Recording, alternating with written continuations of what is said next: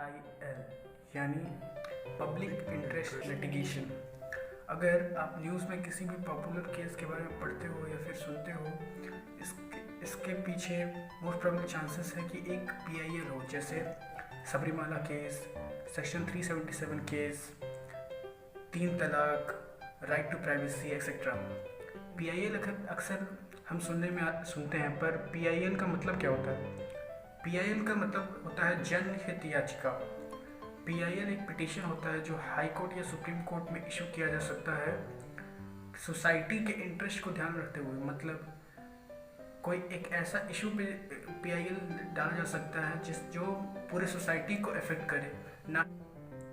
अगर आप एग्जांपल समझना चाहो तो रिसेंटली हमारे देश में नेशन वाइड लॉकडाउन लगा था, जिसमें नरेंद्र मोदी जी ने अनाउंस किया कि मित्रों, आज रात 12 बजे से पूरे देश में लॉकडाउन हो जाएगा। तो उसके बाद हमें काफ़ी भयावह तस्वीर देखने को मिली माइग्रेंट लेबर्स की, जिनके डे टू डे वर्क बहुत बुरी तरह से हैम्पर हुआ और उनका लाइवलीहुड उनसे छिन गया। तो एक हमें न्यूज़ चैनल्स पर एक रिवर्स माइग्रेशन देखने को मिला। इसी इशू को लेकर सुप्रीम कोर्ट में एक लॉयर आलोक श्रीवास्तव जी ने एक पिटीशन डाला।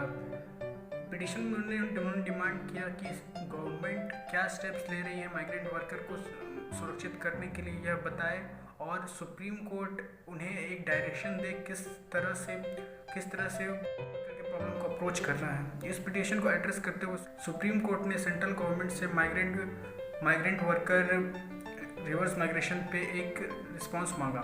PIL को एक एक्टिविज्म के तरीके से देखा जाता है। दरअसल ये जुडिशियल एक्टिविज्म ही है।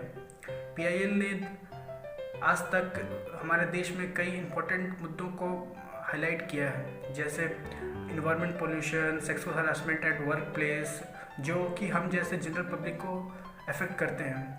अच्छा, तो PIL की स्टार्टिंग कब हुई थी? अगर हम जानना चाहें तो हमें एक स्टोरी समझना होगा। 1979 जनवरी की, जब एक सुप्रीम कोर्ट की लॉयर कपिला हिंगोरानी आर्टिकल पढ़ रही थी मुजफ्फरपुर और पटना की जेल के बारे में, उस आर्टिकल में बताया गया था कि किस तरह अंडर ट्रायल्स को इनह्यूमन कंडीशन में रखा जाता है।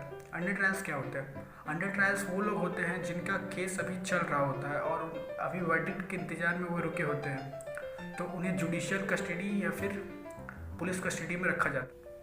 यह आर्टिकल इंडियन एक्सप्रेस में छपा था, जिसे KF रुस्तम जी ने लिखा था, जो कि खुद member of national police commission थे।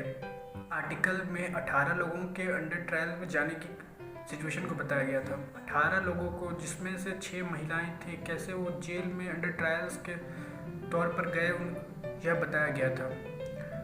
उसमें से एक केस है हुसैनारा खातून का, जो कि बांग्लादेश से 1975 में भागी थी, और जब वो इंडिया पहुंची तो इन्हें इंडियन फॉरेन एक्ट के तहत जेल में डाल दिया गया 4 सालों के लिए, जो कि बिल्कुल सही नहीं। गवर्नमेंट ने ऑर्डर दिया था कि जिन बांग्लादेशियों को फॉरेनर्स एक्ट के तहत अंडर ट्रायल में रखा गया है, सभी को रिलीज कर दिया जाए, पर हुसैनारा खातून के साथ ये नहीं हुआ। कपिला हिंगोरानी, जो कि खुद एक सुप्रीम कोर्ट की लॉयर थी, उन्होंने ये सोचा कि क्यों ना इस इशू को एड्रेस किया जाए, और इसके लिए उन्होंने काफ़ी लोगों से, हस्बैंड ने इस पर उन्हें आवाज़ उठाने के लिए मोटिवेट किया, जो कि खुद भी एक लॉयर थे। उन्होंने ये केस हैबियस कॉर्पस पिटीशन के तहत सुप्रीम कोर्ट में फाइल किया।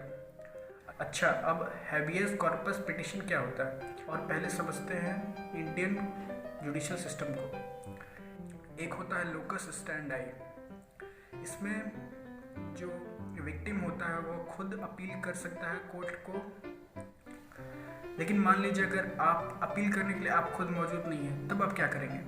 तब आप यूज़ करेंगे हेबियस कॉर्पस पिटीशन रूल को,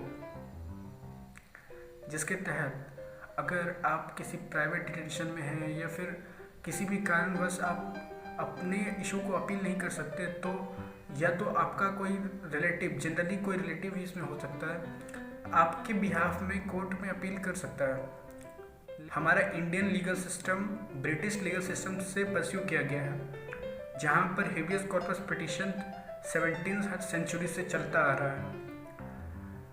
कपिला हिंगोरानी ने ये सब कुछ देखते हुए एक पिटीशन फिल किया, लेकिन उस समय वो पिटीशन फिल करने के लिए एलिजिबल नहीं थी, क्योंकि ना तो वो हुसैनारा खातून की कोई रिलेटिव थी या ना ही उनकी कोई दोस्त थी और ना ही वो लोकल स्टैंड आई के तौर पर पिटीशन डाल सकती थी, क्योंकि लोकल स्टैंड आई में अगर इंडिविजुअल खुद इफ अफेक्टेड है किसी कॉज से तो ही वह अपील कर सकता है।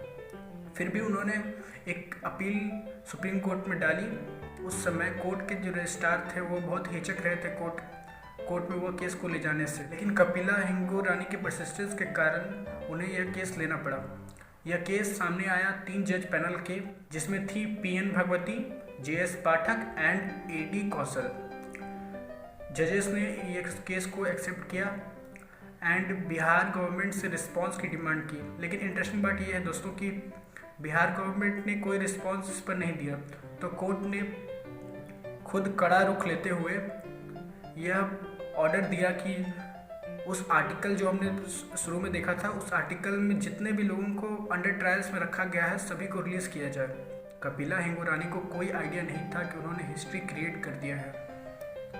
था इंडिपेंडेंट इंडिया का फर्स्ट पब्लिक इंटरेस्ट लिटिगेशन और कपिला हिंगोरानी ने इसके साथ ही इतिहास बना दिया।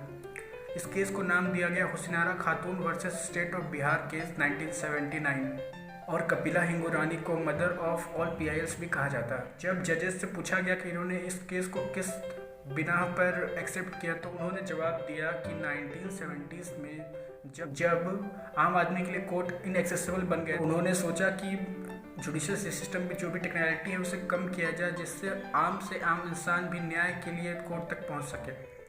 तो ये था